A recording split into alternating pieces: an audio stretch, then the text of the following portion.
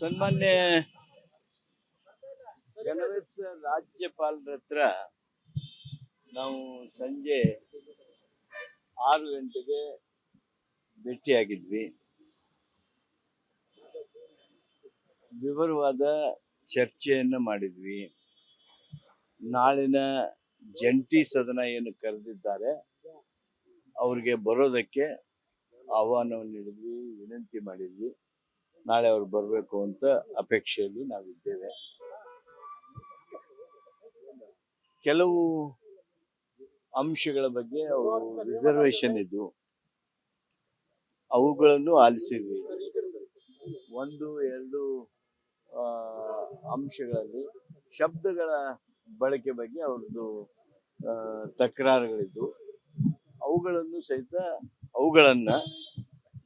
ಕೆಲವುಗಳನ್ನ ಅದೇನು ನಾವು ಸೂಕ್ತವಾಗಿ ಮಾಡಿಫೈ ಮಾಡಬೇಕು ಅಂತ ಅವ್ರು ಅಪೇಕ್ಷೆ ಮಾಡಿದ್ರು. ಅವುಗಳನ್ನ ಮಾಡಿಫೈ ಮಾಡಿದ್ದೇವೆ. ಅವರು 11 ಪ್ಯಾರಾಗಳನ್ನ ಬಿಡಬೇಕು ಹಾಗೆ ಅಂತ ಹೇಳಿ ಅವರು ನಮಗೆ ಹೇಳ್ತಾ ಇದ್ರು. ಇದು ನಮ್ಮ ಕ್ಯಾಬಿನೆಟ್ ನಿರ್ಣಯ, ಸರ್ಕಾರದ ನಿಲುವು, ಸರ್ಕಾರದ ನಿರ್ಣಯದಂತೆ ಸರ್ಕಾರದ ಕಾರ್ಯಕ್ರಮಗಳ ಬಗ್ಗೆ, ನಮ್ಮ ರಾಜ್ಯಕ್ಕೆ ಆಗಿರ್ತಕ್ಕಂಥ ಅನ್ಯಾಯದ ಬಗ್ಗೆ ನಾವು ಹೇಳಬೇಕಾದದ್ದು ನಮ್ಮ ಕರ್ತವ್ಯ. ಮಹಾತ್ಮ ಗಾಂಧಿ ಗ್ರಾಮೀಣ ಉದ್ಯೋಗ ಖಾತ್ರಿ ಯೋಜನೆಯ ಕಾನೂನಿನಂತ ಮಹತ್ವದ ಕಾನೂನನ್ನ ರಿಪೀಲ್ ಮಾಡಿರೋದ್ರಿಂದ, ಅದನ್ನ ರದ್ದುಪಡಿಸಿರೋದ್ರಿಂದ ಆಗಿರ್ತಕ್ಕಂಥ ಬಹುದೊಡ್ಡ ಹೊಡೆತ ನಮ್ಮ ಗ್ರಾಮೀಣ ಭಾಗದ ರೈತ ಕಾರ್ಮಿಕರಿಗೆ ಆಗಿರುವಂತ ಅನ್ಯಾಯ, ಬಡವರಿಗೆ ಆಗಿರುವಂತ ಅನ್ಯಾಯ, ಬಡವರ ಕೆಲಸದ ಹಕ್ಕನ್ನ, ಉದ್ಯೋಗದ ಹಕ್ಕನ್ನ ಕಿತ್ತುಕೊಂಡಿರುವಂತ ವಿ.ಬಿ. ಗ್ರಾಮ್ಜಿ ಕಾನೂನೇನಿದೆ ಅದನ್ನ ಸಹಿಸೋದಕ್ಕೆ ಸಾಧ್ಯ ಇಲ್ಲ. ಅದನ್ನ ರದ್ದುಪಡಿಸಬೇಕು. ಮನ್ರೇಗಾ, ಮಹಾತ್ಮ ಗಾಂಧಿ ರಾಷ್ಟ್ರೀಯ ಗ್ರಾಮೀಣ ಉದ್ಯೋಗ ಖಾತ್ರಿ ಕಾನೂನೇನಿದೆ ಅದನ್ನ ಮರುಸ್ಥಾಪನೆ ಮಾಡಬೇಕು ಅನ್ನುವಂತ ನಮ್ಮ ಪ್ಯಾರಾ ಏನಿತ್ತು ಅದನ್ನ ನಾವು ಯಾವ ಕಾರಣಕ್ಕೂ ಕೈ ಬಿಡೋದು ಸಾಧ್ಯ ಇಲ್ಲ. ಯಾಕಂದ್ರೆ that is the people's voice. ಅದು ನಮ್ಮ ಸರ್ಕಾರದ ಧ್ವನಿ. ಕೇಂದ್ರ ಸರ್ಕಾರಕ್ಕೆ ಒತ್ತಡ ಹೇರಬೇಕು ಅಂತ ಹೇಳಿದ್ರೆ ಇವತ್ತು ರಾಜ್ಯಪಾಲರ ಮುಖಾಂತರ ಕರ್ನಾಟಕದ ಧ್ವನಿಯನ್ನ ನಾವು ಪ್ರತಿಧ್ವನಿಸ್ತಾ ಇದ್ದೇವೆ. ನಮ್ಮ ರಾಜ್ಯಕ್ಕೆ ಡೆವಲ್ಯೂಷನ್ ಆಫ್ ಫಂಡ್ಸ್, ಹಣಕಾಸಿನ ಹಂಚಿಕೆ ವಿಚಾರದಲ್ಲಿ ಆಗಿರ್ತಕ್ಕಂಥ ಅನ್ಯಾಯ, ಭದ್ರಾ ಯೋಜನೆಗೆ 5,000ಕ್ಕಿಂತ ಹೆಚ್ಚು ಕೋಟಿ ರೂಪಾಯಿಯನ್ನ ಬಜೆಟ್ ನಲ್ಲಿ ಪ್ರಸ್ತಾಪಿಸಿದ್ರು ಸಹಿತ ಹಣ ಬರಲಿಲ್ಲ. ನಮಗ್ ಬರ್ಬೇಕಾಗಿರ್ತಕ್ಕಂಥ ಬರಗಾಲ ಪರಿಹಾರ ನಮಗೆ ತಲುಪಿಸೋದಕ್ಕೆ ಅವರು ವಿಳಂಬದ್ರೋಹದಿಂದ ಕರ್ನಾಟಕದ ಜನರಿಗೆ ಅನ್ಯಾಯ ಮಾಡ್ತಾ ಇದ್ರು. ಇವೆಲ್ಲವುಗಳ ಬಗ್ಗೆ ನಮ್ಮ ರಾಜ್ಯದ ಧ್ವನಿಯಾಗಿ ರಾಜ್ಯ ಸರ್ಕಾರ ತಯಾರು ಮಾಡಿರ್ತಕ್ಕಂಥ, ಸಿದ್ಧಪಡಿಸಿರ್ತಕ್ಕಂಥ ಏನು ಭಾಷಣ ಇತ್ತು ಆ ಭಾಷಣವನ್ನ ಸನ್ಮಾನ್ಯ ಘನವೆತ್ತ ರಾಜ್ಯಪಾಲರು ಓದ್ಬೇಕು ಅಂತ ಹೇಳಿ ನಾವು ಬಯಸ್ತಾ ಇದ್ದೇವೆ. That is nothing but the mandate of constitution of India. 126(1) ಅನುಚ್ಛೇದದಲ್ಲಿ 1761 ಅನುಚ್ಛೇದ ಏನಿದೆ ಅದರಲ್ಲಿ ಸ್ಪಷ್ಟವಾಗಿದೆ, ಸರ್ಕಾರ ಈ ಒಂದು ಭಾಷಣವನ್ನು ಸಿದ್ಧಪಡಿಸ್ತದೆ, ರಾಜ್ಯಪಾಲರ ಮುಖಾಂತರ ಸಂದೇಶವನ್ನ ದೇಶಕ್ಕೆ, ರಾಜ್ಯಕ್ಕೆ, ಜನರಿಗೆ ಮುಟ್ಟಿಸುವ ಪ್ರಯತ್ನ ಮಾಡ್ತದೆ. ಇದು ಸಂವಿಧಾನ ಬದ್ಧವಾಗಿರ್ತಕ್ಕಂಥ ಹಕ್ಕು ಸರ್ಕಾರಕ್ಕೆ. ಆ ಹಕ್ಕು ಮೊಟಕುಗೊಳಿಸೋದಕ್ಕೆ ಯಾವುದೇ ಕಾರಣಕ್ಕೆ ಅವಕಾಶ ಇಲ್ಲ. ಆದ್ರಿಂದ ಅವ್ರು ಏನು ಕೆಲವು ರಿಸರ್ವೇಶನ್ಸ್, ಶಬ್ದ ಪಬ್ದದ ಬಗ್ಗೆ ಅವರು ನಮ್ಮ ಜೊತೆಗೆ ಚರ್ಚೆ ಮಾಡ್ತಿದ್ರು, ಅವನ್ನ ತಿದ್ದುಪಡಿ ಮಾಡ್ತಕ್ಕಂಥದ್ದನ್ನ ಮಾಡೋದಕ್ಕೆ ಒಪ್ಕೊಂಡಿದ್ದೇವೆ. ಆದ್ರೆ ಅವ್ರು ಯಾವನ್ನ ಬಿಡಬೇಕು ಅಂತಾರೆ, ಯಾವುದು ರಾಜ್ಯದ ಹಿತ ಕಾಪಾಡೋದಕ್ಕಾಗಿ ನಾವು ಅವು ಇರಬೇಕು ಅಂತೀವಿ, ಅದು ಕ್ಯಾಬಿನೆಟ್ ನಿರ್ಣಯ. ನಾವು ಸಾಯಂಕಾಲ ಹೋದಾಗ ಮಾನ್ಯ ರಾಜ್ಯಪಾಲರ ಜೊತೆಗೆ ಚರ್ಚೆ ಮಾಡಿದಾಗ ಅವರು ಈ ಅಂಶಗಳನ್ನ ಬಿಡೋದ್ರ ಬಗ್ಗೆ ಹೇಳಿದ್ರು. ಅಂತಿಮವಾಗಿ ನಾವು ಮುಖ್ಯಮಂತ್ರಿಗಳ ಜೊತೆ ಚರ್ಚೆ ಮಾಡ್ತೀವಿ, ಆದ್ರೆ ನಮ್ಮ ಸರ್ಕಾರದ ಒಪ್ಪಿಗೆ ಇಲ್ಲ ಅನ್ನೋದ್ರ ಬಗ್ಗೆ ಸೂಚ್ಯವಾಗಿ ಹೇಳಿದ್ವಿ. ಮುಖ್ಯಮಂತ್ರಿ ಹತ್ರ ಬಂದು ನಾವು ಈಗಾಗಲೇ ಚರ್ಚೆ ಮಾಡಿದ್ದೀವಿ. ಸನ್ಮಾನ್ಯ ಮುಖ್ಯಮಂತ್ರಿಗಳು ಏನು ಕ್ಯಾಬಿನೆಟ್ ನಿರ್ಣಯ ಇದೆ, ಏನು ರಾಜ್ಯ ಸರ್ಕಾರ ಬಡವರ ಸಲುವಾಗಿ, ಕಾರ್ಮಿಕರ ಸಲುವಾಗಿ, ನಮ್ಮ ರಾಜ್ಯದ ಆದಾಯದ ಸಲುವಾಗಿ ಧ್ವನಿ ಎತ್ತಬೇಕು ಅನ್ನುವಂತ ನಿರ್ಣಯ ಮಾಡಿದ್ದೇವೆ. ಆ ಭಾಷಣವನ್ನ ರಾಜ್ಯಪಾಲರು ಓದ್ಬೇಕು ಹಾಗೆ ಅಂತ ಹೇಳಿ ನಾವು ಅವ್ರಿಗೆ ವಿನಂತಿ ಮಾಡ್ತಕ್ಕಂಥದ್ದು ಇದೆ. ಮಾನ್ಯ ಕಾನೂನು ಮಾರ್ಗದರ್ಶಕರು, ಸಲಹೆಗಾರರಾದ ಪೊನ್ನಣ್ಣವರು ಏನು ಕೆಲವು ತಿದ್ದುಪಡಿ ಮಾಡಿದ್ದೇವೆ ಅದನ್ನ ರಾಜಭವನದ ಸಂಬಂಧಿತರಿಗೆ ಹಂಚಿಕೆ ಮಾಡ್ಕೊಳ್ಳೋದಕ್ಕೆ ರಾಜ್ಯಪಾಲರ ಭೇಟಿಯಾಗೋದಕ್ಕೆ ಹೋಗಿದ್ದಾರೆ. ನಾಳೆ 11 ಗಂಟೆಗೆ ಜಂಟಿ ಅಧಿವೇಶನ ಪ್ರಾರಂಭ ಆಗಲಿದೆ. ಸನ್ಮಾನ್ಯ ಮುಖ್ಯಮಂತ್ರಿಗಳು, ಸ್ಪೀಕರು, ಕೌನ್ಸಿಲ್ ಚೇರ್ಮನ್ರು, ಸಂಸದೀಯ ವ್ಯವಹಾರದ ಸಚಿವನಾಗಿ ನಾವೆಲ್ಲ 10:50ಕ್ಕೆ ಅವ್ರನ್ನ ಬರಮಾಡ್ಕೊಳ್ತೀವಿ.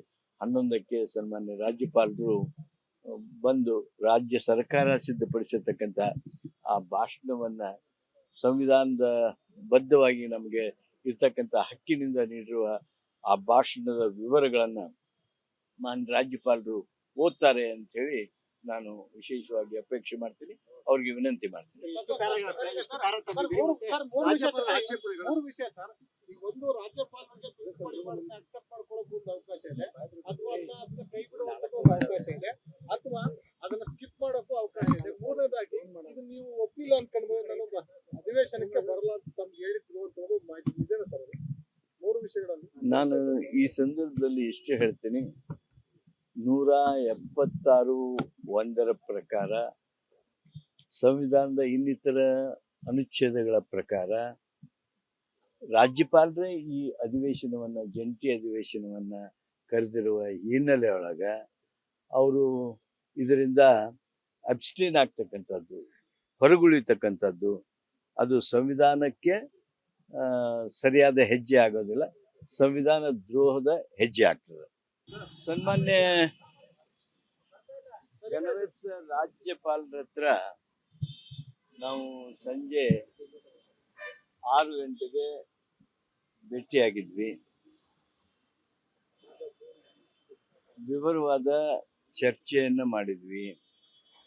ನಾಳಿನ ಜಂಟಿ ಸದನ ಏನು ಕರೆದಿದ್ದಾರೆ ಅವ್ರಿಗೆ ಬರೋದಕ್ಕೆ ಆಹ್ವಾನವನ್ನು ನೀಡಿದ್ವಿ, ವಿನಂತಿ ಮಾಡಿದ್ವಿ. ನಾಳೆ ಅವ್ರು ಬರಬೇಕು ಅಂತ ಅಪೇಕ್ಷೆಯಲ್ಲಿ ನಾವಿದ್ದೇವೆ. ಕೆಲವು ಅಂಶಗಳ ಬಗ್ಗೆ ಅವರು ರಿಸರ್ವೇಶನ್ ಇದ್ದು ಅವುಗಳನ್ನು ಆಲಿಸಿದ್ವಿ. 1-2 ಅಂಶಗಳಲ್ಲಿ ಶಬ್ದಗಳ ಬಳಕೆ ಬಗ್ಗೆ ಅವ್ರದ್ದು ತಕರಾರುಗಳಿದ್ದು ಕೆಲವುಗಳನ್ನ ಅದೇನು ನಾವು ಸೂಕ್ತವಾಗಿ ಮಾಡಿಫೈ ಮಾಡಬೇಕು ಅಂತ ಅವ್ರು ಅಪೇಕ್ಷೆ ಮಾಡಿದ್ರು, ಅವುಗಳನ್ನ ಮಾಡಿಫೈ ಮಾಡಿದ್ದೇವೆ. ಅವರು 11 ಪ್ಯಾರಾಗಳನ್ನ ಬಿಡಬೇಕು ಹಾಗೆ ಅಂತ ಹೇಳಿ ಅವರು ನಮಗೆ ಹೇಳ್ತಾ ಇದ್ರು. ಇದು ನಮ್ಮ ಕ್ಯಾಬಿನೆಟ್ ನಿರ್ಣಯ, ಸರ್ಕಾರದ ನಿಲುವು, ಸರ್ಕಾರದ ನಿರ್ಣಯದಂತೆ ಸರ್ಕಾರದ ಕಾರ್ಯಕ್ರಮಗಳ ಬಗ್ಗೆ, ನಮ್ಮ ರಾಜ್ಯಕ್ಕೆ ಆಗಿರ್ತಕ್ಕಂಥ ಅನ್ಯಾಯದ ಬಗ್ಗೆ ನಾವು ಹೇಳಬೇಕಾದದ್ದು ನಮ್ಮ ಕರ್ತವ್ಯ. ಮಹಾತ್ಮ ಗಾಂಧಿ ಗ್ರಾಮೀಣ ಉದ್ಯೋಗ ಖಾತ್ರಿ ಯೋಜನೆಯ ಕಾನೂನಿನಂತ ಮಹತ್ವದ ಕಾನೂನನ್ನ ರಿಪೀಲ್ ಮಾಡಿರೋದ್ರಿಂದ, ಅದನ್ನ ರದ್ದುಪಡಿಸಿರೋದ್ರಿಂದ ಆಗಿರ್ತಕ್ಕಂಥ ಬಹುದೊಡ್ಡ ಹೊಡೆತ ನಮ್ಮ ಗ್ರಾಮೀಣ ಭಾಗದ ರೈತ ಕಾರ್ಮಿಕರಿಗೆ ಆಗಿರುವಂತ ಅನ್ಯಾಯ, ಬಡವರಿಗೆ ಆಗಿರುವಂತ ಅನ್ಯಾಯ, ಬಡವರ ಕೆಲಸದ ಹಕ್ಕನ್ನ, ಉದ್ಯೋಗದ ಹಕ್ಕನ್ನ ಕಿತ್ತುಕೊಂಡಿರುವಂತ ವಿ.ಬಿ. ಗ್ರಾಮ್ಜಿ ಕಾನೂನೇನಿದೆ ಅದನ್ನ ಸಹಿಸೋದಕ್ಕೆ ಸಾಧ್ಯ ಇಲ್ಲ. ಅದನ್ನ ರದ್ದುಪಡಿಸಬೇಕು. ಮನ್ರೇಗಾ, ಮಹಾತ್ಮ ಗಾಂಧಿ ರಾಷ್ಟ್ರೀಯ ಗ್ರಾಮೀಣ ಉದ್ಯೋಗ ಖಾತ್ರಿ ಕಾನೂನೇನಿದೆ ಅದನ್ನ ಮರುಸ್ಥಾಪನೆ ಮಾಡಬೇಕು ಅನ್ನುವಂತ ನಮ್ಮ ಪ್ಯಾರಾ ಏನಿತ್ತು ಅದನ್ನ ನಾವು ಯಾವ ಕಾರಣಕ್ಕೂ ಕೈ ಬಿಡೋದು ಸಾಧ್ಯ ಇಲ್ಲ. ಯಾಕಂದ್ರೆ that is the people's voice. ಅದು ನಮ್ಮ ಸರ್ಕಾರದ ಧ್ವನಿ. ಕೇಂದ್ರ ಸರ್ಕಾರಕ್ಕೆ ಒತ್ತಡ ಹೇರಬೇಕು ಅಂತ ಹೇಳಿದ್ರೆ ಇವತ್ತು ರಾಜ್ಯಪಾಲರ ಮುಖಾಂತರ ಕರ್ನಾಟಕದ ಧ್ವನಿಯನ್ನ ನಾವು ಪ್ರತಿಧ್ವನಿಸ್ತಾ ಇದ್ದೇವೆ. ನಮ್ಮ ರಾಜ್ಯಕ್ಕೆ ಡೆವಲ್ಯೂಷನ್ ಆಫ್ ಫಂಡ್ಸ್, ಹಣಕಾಸಿನ ಹಂಚಿಕೆ ವಿಚಾರದಲ್ಲಿ ಆಗಿರ್ತಕ್ಕಂಥ ಅನ್ಯಾಯ, ಭದ್ರಾ ಯೋಜನೆ ಅಂತ ಭದ್ರಾ ಯೋಜನೆಗೆ 5,000ಕ್ಕಿಂತ ಹೆಚ್ಚು ಕೋಟಿ ರೂಪಾಯಿಯನ್ನ ಬಜೆಟ್ ನಲ್ಲಿ ಪ್ರಸ್ತಾಪಿಸಿದ್ರು ಸಹಿತ ಹಣ ಬರಲಿಲ್ಲ. ನಮಗ್ ಬರ್ಬೇಕಾಗಿರ್ತಕ್ಕಂಥ ಬರಗಾಲ ಪರಿಹಾರ ನಮಗೆ ತಲುಪಿಸೋದಕ್ಕೆ ಅವರು ವಿಳಂಬದ್ರೋಹದಿಂದ ಕರ್ನಾಟಕದ ಜನರಿಗೆ ಅನ್ಯಾಯ ಮಾಡ್ತಾ ಇದ್ರು. ಇವೆಲ್ಲವುಗಳ ಬಗ್ಗೆ ನಮ್ಮ ರಾಜ್ಯದ ಧ್ವನಿಯಾಗಿ ರಾಜ್ಯ ಸರ್ಕಾರ ತಯಾರು ಮಾಡಿರ್ತಕ್ಕಂಥ ಸಿದ್ಧಪಡಿಸಿರ್ತಕ್ಕಂಥ ಏನು ಭಾಷಣ ಇತ್ತು, ಆ ಭಾಷಣವನ್ನ ಸನ್ಮಾನ್ಯ ಘನವೆತ್ತ ರಾಜ್ಯಪಾಲರು ಓದ್ಬೇಕು ಅಂತ ಹೇಳಿ ನಾವು ಬಯಸ್ತಾ ಇದ್ದೇವೆ. That is nothing but the mandate of constitution of India. 126(1) ಅನುಚ್ಛೇದದಲ್ಲಿ 1761 ಅನುಚ್ಛೇದ ಏನಿದೆ ಅದರಲ್ಲಿ ಸ್ಪಷ್ಟವಾಗಿದೆ, ಸರ್ಕಾರ ಈ ಒಂದು ಭಾಷಣವನ್ನು ಸಿದ್ಧಪಡಿಸ್ತದೆ, ರಾಜ್ಯಪಾಲರ ಮುಖಾಂತರ ಸಂದೇಶವನ್ನ ದೇಶಕ್ಕೆ, ರಾಜ್ಯಕ್ಕೆ, ಜನರಿಗೆ ಮುಟ್ಟಿಸುವ ಪ್ರಯತ್ನ ಮಾಡ್ತದೆ. ಇದು ಸಂವಿಧಾನ ಬದ್ಧವಾಗಿರ್ತಕ್ಕಂಥ ಹಕ್ಕು ಸರ್ಕಾರಕ್ಕೆ. ಆ ಹಕ್ಕು ಮೊಟಕುಗೊಳಿಸೋದಕ್ಕೆ ಯಾವುದೇ ಕಾರಣಕ್ಕೆ ಅವಕಾಶ ಇಲ್ಲ. ಆದ್ರಿಂದ ಅವ್ರು ಏನು ಕೆಲವು ರಿಸರ್ವೇಶನ್ಸ್, ಶಬ್ದ ಪಬ್ದದ ಬಗ್ಗೆ ಅವರು ನಮ್ಮ ಜೊತೆಗೆ ಚರ್ಚೆ ಮಾಡ್ತಿದ್ರು, ಅವನ್ನ ತಿದ್ದುಪಡಿ ಮಾಡ್ತಕ್ಕಂಥದ್ದನ್ನ ಮಾಡೋದಕ್ಕೆ ಒಪ್ಕೊಂಡಿದ್ದೇವೆ. ಆದ್ರೆ ಅವ್ರು ಯಾವನ್ನ ಬಿಡಬೇಕು ಅಂತಾರೆ, ಯಾವುದು ರಾಜ್ಯದ ಹಿತ ಕಾಪಾಡೋದಕ್ಕಾಗಿ ನಾವು ಅವು ಇರಬೇಕು ಅಂತೀವಿ, ಅದು ಕ್ಯಾಬಿನೆಟ್ ನಿರ್ಣಯ.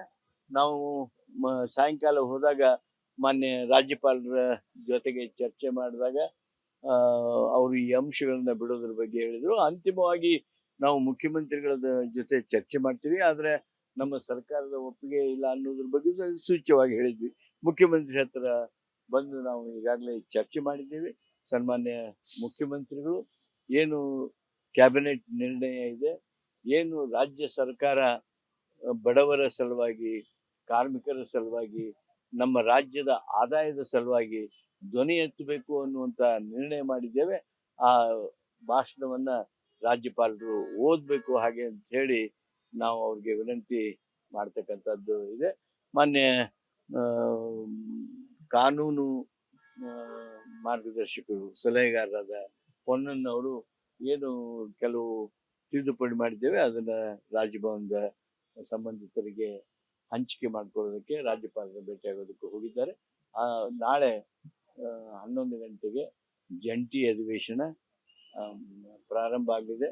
ಸನ್ಮಾನ್ಯ ಮುಖ್ಯಮಂತ್ರಿಗಳು, ಸ್ಪೀಕರು, ಕೌನ್ಸಿಲ್ ಚೇರ್ಮನ್ರು, ಸಂಸದೀಯ ವ್ಯವಹಾರದ ಸಚಿವನಾಗಿ ನಾವೆಲ್ಲ 10:50ಕ್ಕೆ ಅವ್ರನ್ನ ಬರಮಾಡ್ಕೊಳ್ತೀವಿ. 11ಕ್ಕೆ ಸನ್ಮಾನ್ಯ ರಾಜ್ಯಪಾಲರು ಬಂದು ರಾಜ್ಯ ಸರ್ಕಾರ ಸಿದ್ಧಪಡಿಸಿರ್ತಕ್ಕಂಥ ಆ ಭಾಷಣವನ್ನ ಸಂವಿಧಾನದ ಬದ್ಧವಾಗಿ ನಮಗೆ ಇರ್ತಕ್ಕಂಥ ಹಕ್ಕಿನಿಂದ ನೀಡಿರುವ ಆ ಭಾಷಣದ ವಿವರಗಳನ್ನ ಮಾನ್ಯ ರಾಜ್ಯಪಾಲರು ಓದ್ತಾರೆ ಅಂತ ಹೇಳಿ ನಾನು ವಿಶೇಷವಾಗಿ ಅಪೇಕ್ಷೆ ಮಾಡ್ತೀನಿ, ಅವ್ರಿಗೆ ವಿನಂತಿ ಮಾಡ್ತೀನಿ. ಮೂರು ವಿಷಯ ಸರ್.